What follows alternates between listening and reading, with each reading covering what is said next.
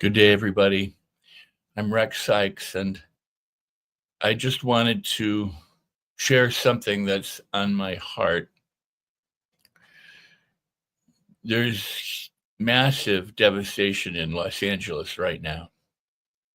Fires are raging through communities, destroying probably trillions of dollars worth of property, taking its toll on animal life and human life. Property, we can argue, could be replaced. Human and animal life cannot be.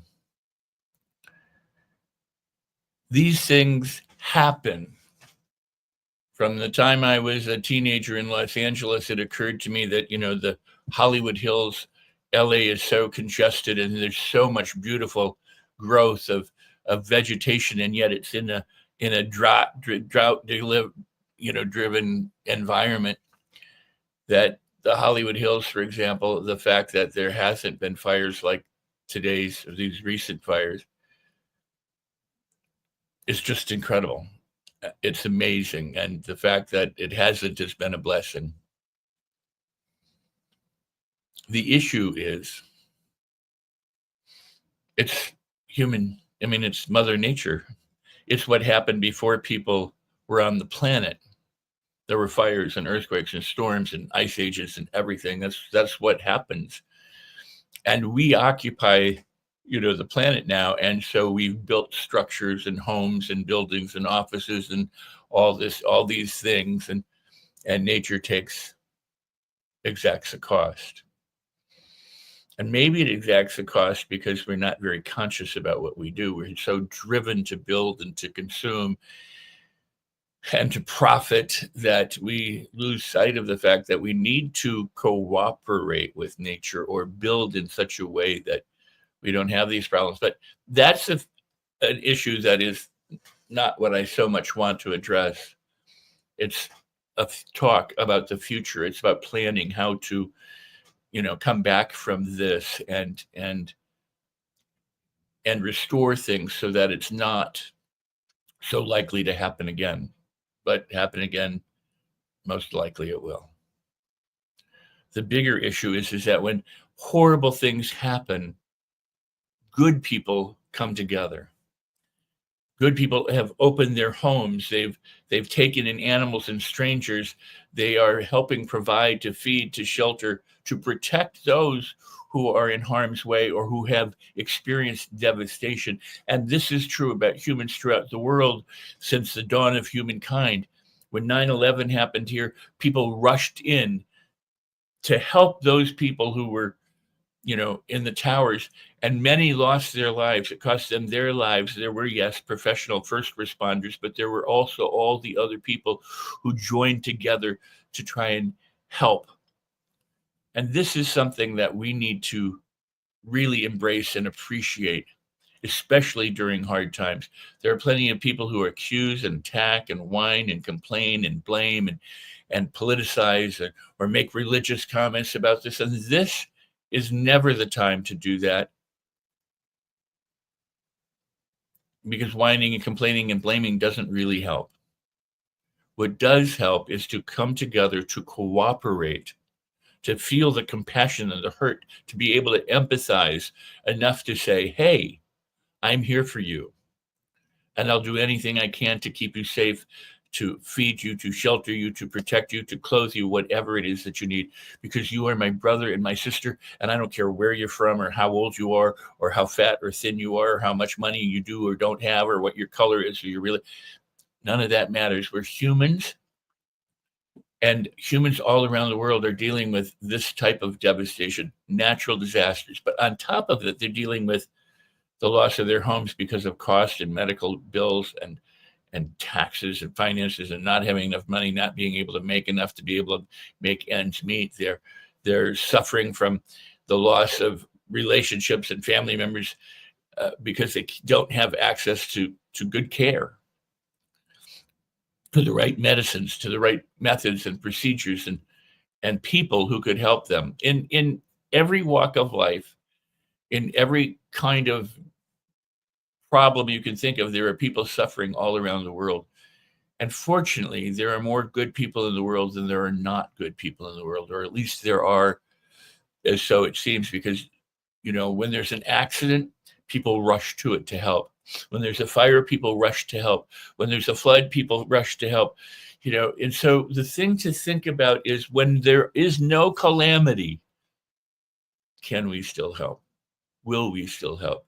Will we invite others to be our friends, our neighbors, those people who we have to uplift and edify and inspire and help motivate in loving ways, in peaceful ways, in ways of understanding? This time right now is a time when so many people are opening their doors and so many people are crying about what they've lost. And I don't blame them for crying about what they lost. But if it's gone, sadly. But if you've experienced loss, consider this for a second. These things aren't like one-offs. They happen in areas all around the world every day. Tragedy happens. Bad things happen to good people and not so good people. How long do you think it takes any one person to learn? There are people who have tons of stuff, who've just lost tons of stuff, who could give a crap about anyone else and have done anything and everything they can to hold them down or hold them back or prevent them from having the same kind of good lifestyle that the one who just lost it is experiencing. This is not a blame.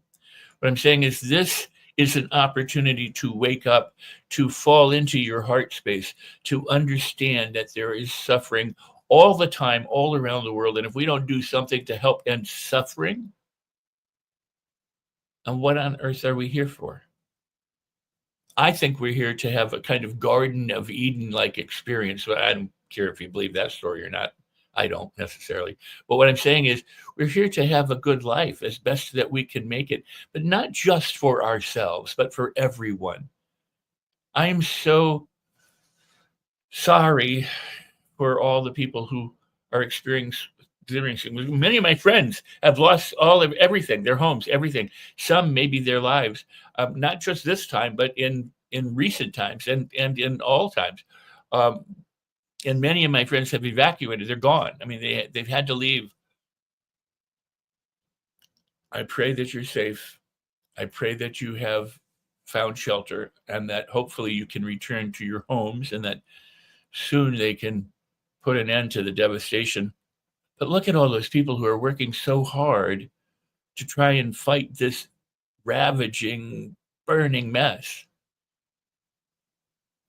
The professionals, think about them and what they need and how long they work and how the offers they do to try and protect your belongings and your life and your animals' lives. Well, the least we could do is to do the same, if not professionally and if not firefighters, to do things with our money, with our time, with our energy, with our friendship, but just reach out to people. Just reach out to them. This is a wake-up call. Every one of these events, day in and day out, is an opportunity to wake up and go, you know what, I'm not going to live that way anymore. I'm going to help. I'm going to be part of a team. I'm going to be part of Team World, right? I'm going to try to help my brothers and sisters wherever they are, whoever they are, whatever they are, so that we all can enjoy a good life and ease the burden of those around us, ease the burden of those who have less, ease the burden of those who can't help or work or fend for themselves. I'm blessed, I haven't gone through that. I'm not currently in Los Angeles, and I seem to have missed every major desire by being either right outside of Los Angeles when something happens or gone or traveling.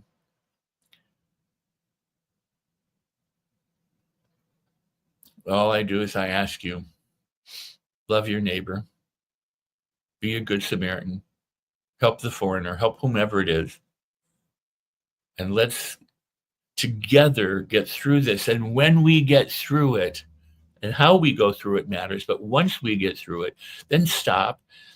And instead of just saying I dodged a bullet and screw the rest of the world, how about we plan to be prepared for things like this and build back in smarter, saner, more wise ways. And also make a commitment to be there for everyone else on a daily basis, not just when there's a massive catastrophe like this. But this massive catastrophe is an alarm clock. It's the world going, you can't compete with Mother Nature kind of thing. So how about we cooperate? How about instead of competing, we collaborate? And as the saying goes, a rising tide floats the boat and everyone in it. Let's do that. Let's learn from this. The propensity for people to not learn and to repeat mistakes and to continue to do things is legion. If we can't learn from history, if we can't learn from experience. And yes, we're conditioned to not do that. We're conditioned to be the same and to hold beliefs and to not, want to be wrong. But you know what? We've got to do something. And this is an opportunity for each of us to really, really, really examine our headspace and our heart space and not make it political and not make it religious and not make it a criticism about anyone, but to reach out to everyone. I'm a firm believer that you can message 8 billion people on the planet. It just requires that everyone do their part. If each of us held another person's hand, granted there's oceans and things, but if every one of us would take another person's hand and just line up, they tried that one time, remember? We could go around the world.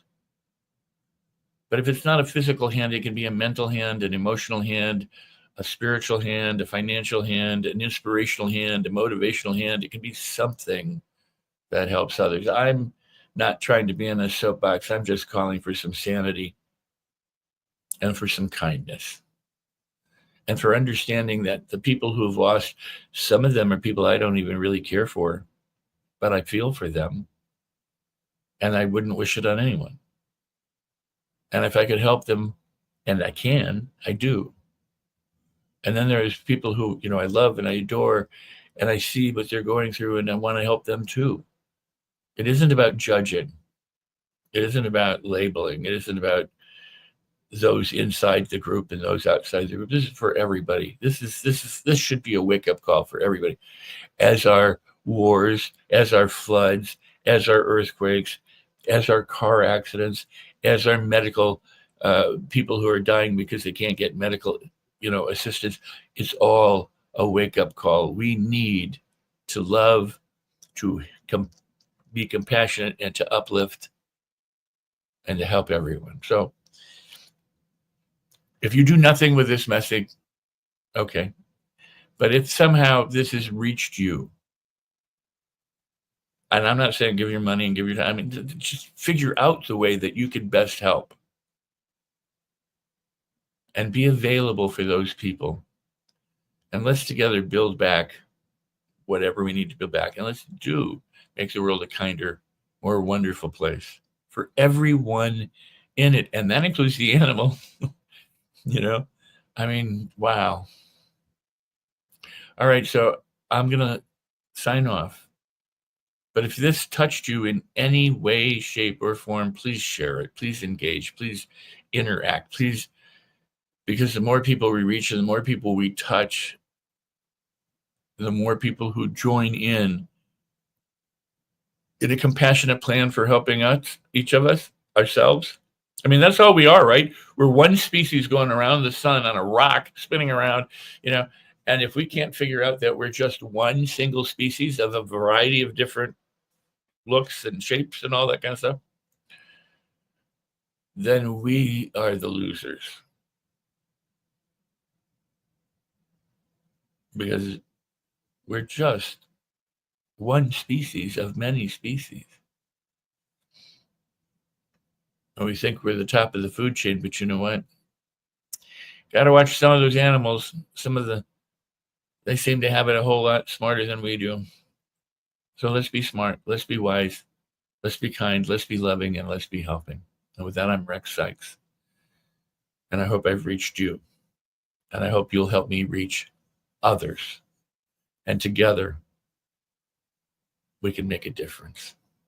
Much love, peace, and blessings.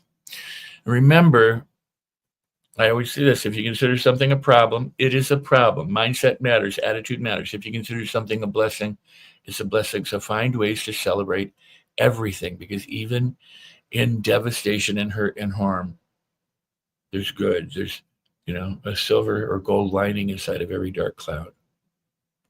Let's make use of it. Find it, make use of it. Love you. All the best. Stay safe.